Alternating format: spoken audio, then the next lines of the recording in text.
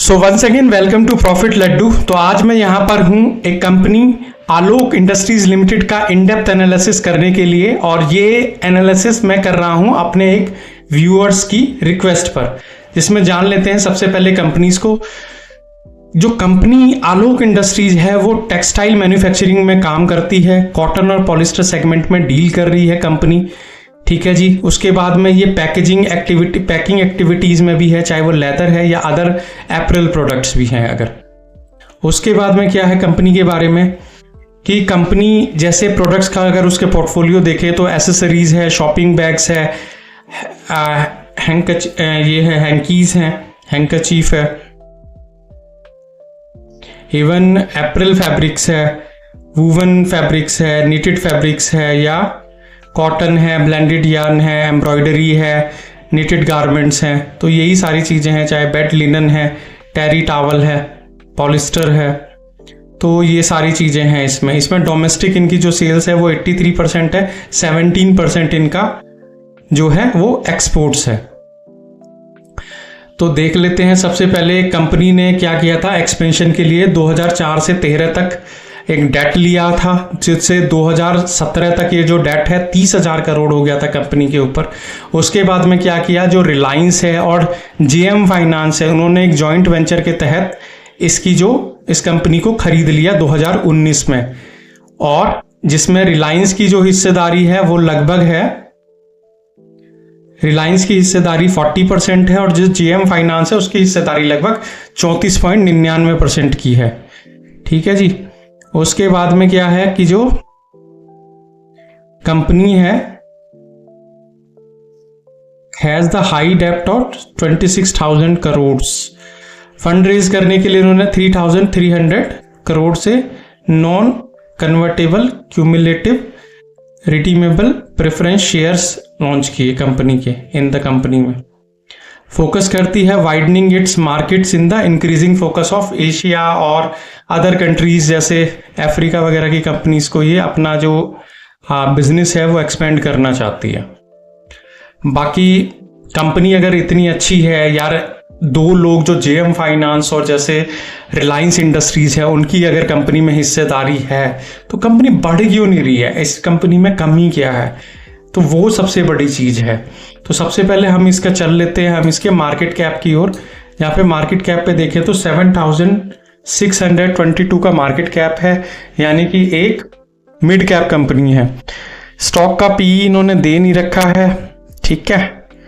तो industrial PE से भी कंपेयर कैसे करें, फिर कंपेयर नहीं कर सकते हैं। आरओसी जो है इसका रिटर्न और कैपिटल एम्प्लॉयड वो माइनस में है, आरओई भी माइनस में है, यानी कि दोनों ही रेड जोन में हैं, आरओई भी और आरओसीई भी।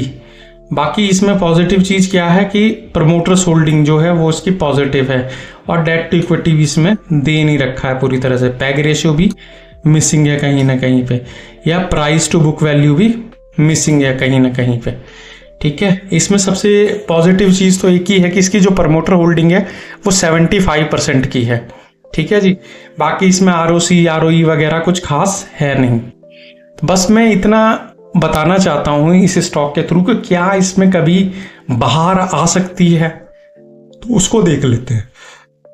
देखो फिर इसके बाद में बी तो था ही नहीं इसका, बाकी अभी तो ये क्या कहते हैं उसे, मोमेंटम कुछ खास है नहीं, अभी नहीं है इसके अंदर मोमेंटम। फिर क्या कर सकते हैं, पीयर कंपैरिजन नहीं कर सकते। सबसे बड़ी चीज है कि जो एक कंपनी है ना, इसका ओपीएम देखो आप, इसके जो ऑपरेटिंग मार्जिन्स है ना, प्रॉफिट मार्जिन्स, वो नहीं है कुछ भी। 8%, -1%, 1%, फिर -1%, यानी ऑपरेटिंग मार्जिन्स में तो कंपनी कुछ खास कर नहीं रही है। जब मार्जिन्स ही नहीं है तो प्रॉफिट कैसे कर पाएगी कंपनी। फिर -880, -847 और -958, यानी कि लॉस ही लॉस हो रहा है कंपनी को। फिर क्या है, इसका स्टॉक का जो कैगर है वो भी एक साल का -45%, 3 ईयर्स का -19 और 5 ईयर्स का 25% है। 5 ईयर्स में अच्छा बनाया है इसने पैसा, यानी पहले अच्छा चल रही थी, उसके बाद में गड़बड़ हो गई है कंपनी में।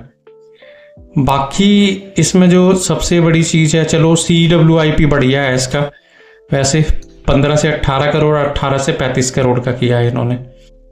कैश फ्लो नहीं है कंपनी में बिल्कुल भी, जब प्रॉफिटेबिलिटी जनरेट नहीं कर पा रही तो कैश फ्लो तो कहाँ से आएगा इनके पास है। -177, -3 और 5।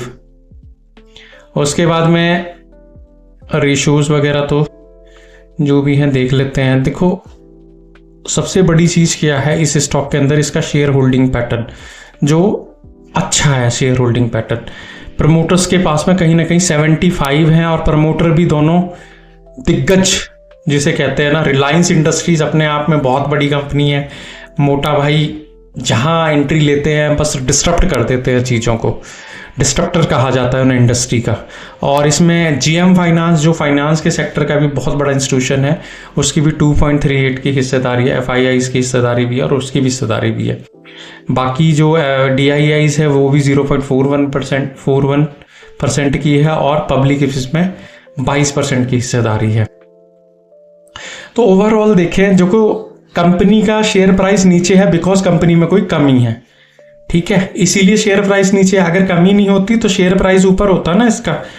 देखो कमी तो है कंपनी में, क्योंकि डेट था कंपनी के ऊपर बहुत ज़्यादा, 30,000 करोड़ का डेट था। बट GM फाइनेंस और रिलायंस जैसे ग्रुप अगर इसके अंदर आ गए हैं ना, तो इसका बेड़ा पार हो सकता है कभी ना कभी, क्योंकि उनकी हिस्सेदारी 75% की हिस्सेदारी है उनकी इसमें। और जिस दिन इसके प्रॉफिट मार्जिन्स बढ़ गए ना, इसके प्रॉफिट मार्जिन्स पे ये कंपनी मार खा रही है।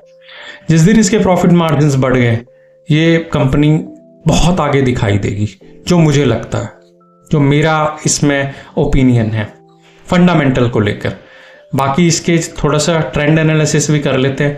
तो ट्रेंड एनालिसिस में यही है, 1 वीक में वैसे पॉजिटिव है, 1 डे में भी पॉजिटिव थी, ठीक है जी। 1 मंथ में नेगेटिव है, डिक्लाइनिंग ट्रेंड है, 7.14 का है। 3 मंथ्स में 22.75 का है, ठीक है जी। उसके बाद में 6 मंथ में भी 39% का है। 1 ईयर में भी इसका 46.252% का रिटर्न है। 3 इयर्स में भी नेगेटिव ही है। बाकी इसका 5 इयर्स में बहुत अच्छा रिटर्न है, जो कि 200% का रिटर्न है इसका। यानी कि लॉन्ग टर्म में तो ये बहुत अच्छा कर रही थी, लेकिन शॉर्ट टर्म में ये बिल्कुल भी अच्छा नहीं कर रही है। शॉर्ट टर्म या मिड टर्म ट्रेंड इसका बियरिश है, कुछ खास है नहीं। उसके बाद चलते हैं इसके टेक्निकल एनालिसिस पे, जिसमें सबसे पले जो शेयर का प्राइस है वो 15 रुपये 35 पैसे है। उसके बाद चल लेते हैं इसके सपोर्ट और रेजिस्टेंस पे। देखो सपोर्ट और रेजिस्टेंस अगर 15 रुपये के बाद देखें तो पहला सपोर्ट 12 रुपये 56 पैसे का है, और दूसरा 10 रुपये 10 पैसे का है। वैसे भी ये काफ़ी नीचे चली जा चुकी है कंपनी, इससे भी नीचे जाती है तो बहुत बुरी वाली स्थिति हो सकती है। बाकी इसका पहला जो रेजिस्टेंस जोन है वो 19 रुपये 55 पैसे है, दूसरा रेजिस्टेंस जोन 29 रुपये 87 पैसे है, ठीक है जी। उसके बाद में कंपनी में अभी वैसे RSI भी कोई स्ट्रेंथ भी दिखाई नहीं दे रही, ओवरसोल्ड जोन में ही है कंपनी। और जो MACD है जिसमें रिवर्सल वगैरह का भी कोई अभी चांसेस है नहीं। और इसका जो 20 EMA है उसके भी नीचे, ये जैसे आपको 20 EMA वाली लाइन आपको दिखाई देगी, इसके नीचे प्राइस है ना, तो इसलिए इसमें मोमेंटम भी है नहीं कुछ खास। तो कंपनी के देखो फंडामेंटल्स हिले हुए हैं, इसी वजह से कंपनी नीचे है। लेकिन इसमें देखो नेगेटिविटी तो है ही है, जो चीज़ है कि फंडामेंटल्स हिले हुए हैं और ट्रेंड सही नहीं चल रहा है, और जो इंडिकेटर्स भी हैं किसी तरह का मोमेंटम नहीं है, और स्ट्रेंथ भी नहीं है, ना कोई रिवर्सल का अभी कोई सिग्नल मिल पा रहा है। लेकिन इस कंपनी में मुझे जो सबसे बड़ी बात दिखाई देती है वो शेयर होल्डिंग रिलायंस ग्रुप और GM फाइनेंस की, क्योंकि जो ये दो एक साथ अगर आए हैं ना, और अगर मोटा भाई ने इस कंपनी को लिया है, इसमें शेयर होल्डिंग ली है, तो कुछ ना कुछ सोच समझ के ही ली होगी। तो फ्यूचर में इस जैसी कंपनीज का ना, आलोक इंडस्ट्रीज का कुछ कह नहीं सकते, बिकॉज इसके अंदर एक बड़ा प्लेयर है, रिलायंस जैसा ग्रुप है, मोटा भाई जैसे लोग हैं जो कि इंडस्ट्री के डिस्ट्रप्टर कहे जाते हैं। आपको पता ही है कि टेलीकॉम इंडस्ट्री को कितनी बुरी तरह से उन्होंने परास्त कर दिया, एक भी बंदे को टिकने ही नहीं दिया। दूसरा अभी ये बिवरेजेस वाले में भी कैंपा कोला जो उनका ब्रांड है उसमें भी वो उसी स्ट्रेटेजी को बिल्ड कर रहे हैं, उसमें भी वो किसी को डिस्ट्रप्टर बनना चाहते हैं। और ये जो तीसरी जो टेक्सटाइल है, मुझे लगता है जो यूएस की टैरिफ है वो उसको कहीं ना कहीं पे सपोर्ट कर सकती है आलोक इंडस्ट्रीज़ को, क्योंकि जो वियतनाम है और बांग्लादेश से जो इंपोर्ट होता था यूएस के अंदर फैब्रिक, वो कहीं ना कहीं पे अब जो हायर टैरिफ के कारण कम होगा। और जो इंडियन कंपनीज़ हैं, अगर ये कंपनी अपना मतलब यूएस वगैरह के अंदर भी अगर कुछ करती है एक्सपोर्ट वगैरह, तो वहाँ पर क्योंकि मोटा भाई के कॉन्ट्रैक्ट तो पूरे वर्ल्ड वाइड है, तो वहाँ पर चांस बन सकता है। और अगर अभी भी आपने मेरे चैनल को सब्सक्राइब नहीं किया है तो please subscribe my channel and like my video and hit the bell icon, so that कि जब भी कोई अपडेशन हो, जब भी कोई नया वीडियो आए, उसका एक नोटिफिकेशन आपके मोबाइल पर चला जाए। So thank you so much.